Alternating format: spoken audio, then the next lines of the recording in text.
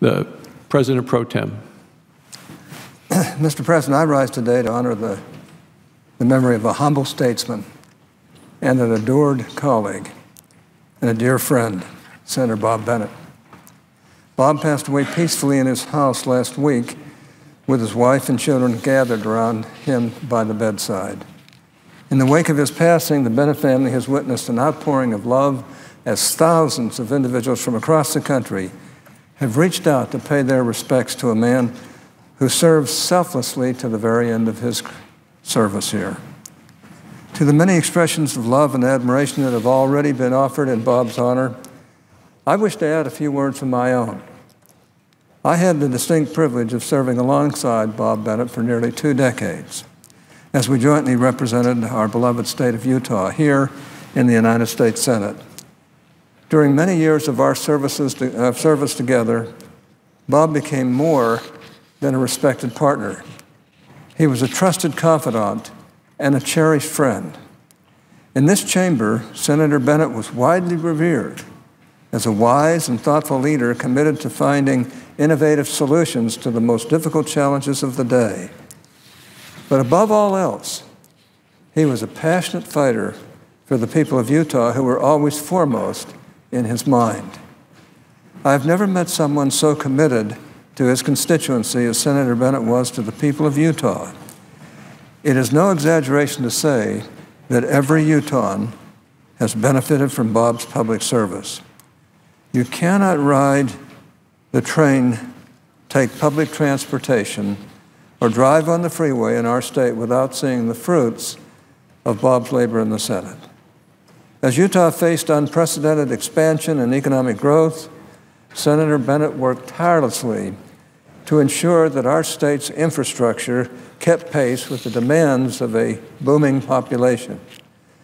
Were it not for Bob and the indispensable role he played in securing much-needed funding for these transportation projects in Utah, our state would not be the prime destination for business, entrepreneurship, and innovation that it is today. I need not rehearse all of Senator Bennett's accomplishments in the Senate because his public legacy speaks for itself. The tracks and frontrunner of public transportation systems in Utah are perhaps the most tangible symbols of that legacy. But there are plenty more. I join all Utahns in thanking Senator Bennett for his many years of loyal service to the Beehive State. We love him, and we will miss him dearly. Mr. President, in addition to fighting tirelessly for the people of Utah, Senator Bennett exercised remarkable prudence as an appropriator and provided principal leadership on the Banking Committee and as chairman of the Joint Economic Committee. He was a talented lawmaker, skilled at forging consensus and reaching compromise without sacrificing his core conservative values. Over the 18 years that Senator Bennett served in this chamber, he consistently demonstrated sound judgment and strong leadership. In short time, he gained the trust of his Republican colleagues who considered him a trusted resource on matters of strategy and policy. After seeing Bob's rapport with other legislators, then Senate Majority Leader Bill Frist asked him to serve on the leadership team. Senator Bennett also served in leadership positions alongside Majority Leader McConnell, with whom he shared a deep and meaningful friendship. While Senator Bennett was well known for his quiet, contemplative demeanor, he was also regarded as an orator, a good one. He came frequently to the floor to engage his colleagues in the most complex issues of the day. He was exceptionally articulate, speaking with an eloquence and ease that reflected the brilliance of a well-cultivated mind.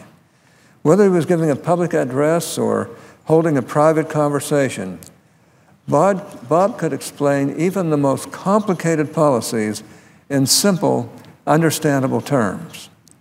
He was a preeminent communicator whose talents will be sorely missed.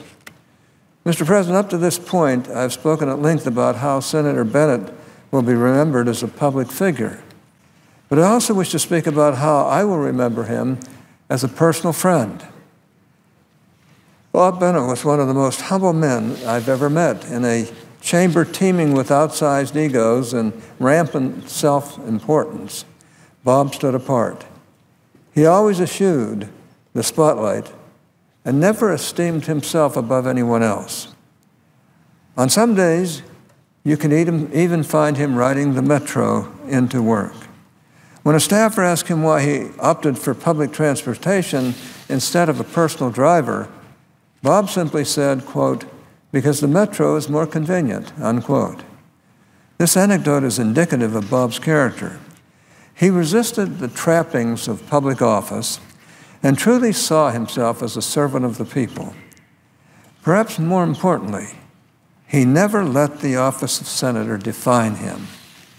Maybe that's because he came to Congress with such a rich and varied background. Prior to his work here, he had already served as a Mormon military chaplain, a congressional liaison with the Nixon administration, a public relations director for billionaire Howard Hughes, and as the chief executive officer of Franklin Covey. For Bob, being a senator was never something that was central to his personal identity. It was merely a job title that allowed him to serve others in a greater capacity. Allow me to share a simple story that illustrates Bob's humility and willingness to serve. Many years ago, Bob befriended a blind couple in his local Mormon congregation. Every single Sunday, Bob would pay the couple a personal visit, drive them to church, and stay by their side for the duration of meetings, always ready and always eager to help. For Bob, faithfully seeing this elderly couple was just as important as fulfilling his duties in the Senate. That, Mr. President, is heartfelt humility and love unfeigned. I often wondered what it was that enabled Bob to serve so selflessly. I believe the answer is simple. It was his faith in and love for Jesus Christ, whom he looked to as a model of servant leadership.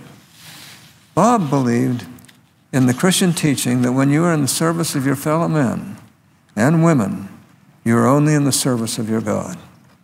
This belief animated his service until the very end. For as long as Bob was physically able, he was an active volunteer in his church congregation.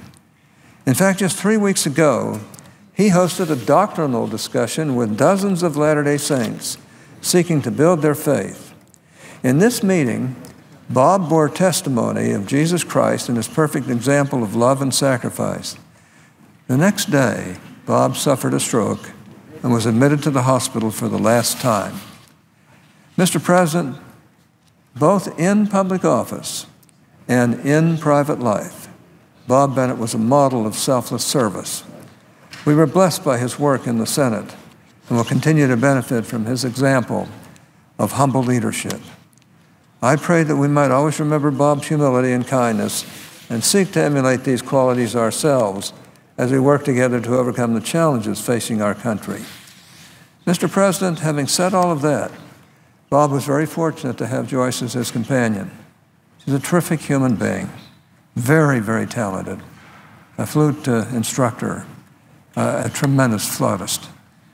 He has wonderful children, each one of whom has made contributions in our society that are exemplary. His friends will always remember Bob as somebody who really accomplished a lot in their lives, as well as the lives of many, many thousands of people around him. I personally am deeply grateful for the kindness that he showed to me, the friendship that we had together, and the privilege I had of serving with him. Mr. President, I will miss Bob very, very much.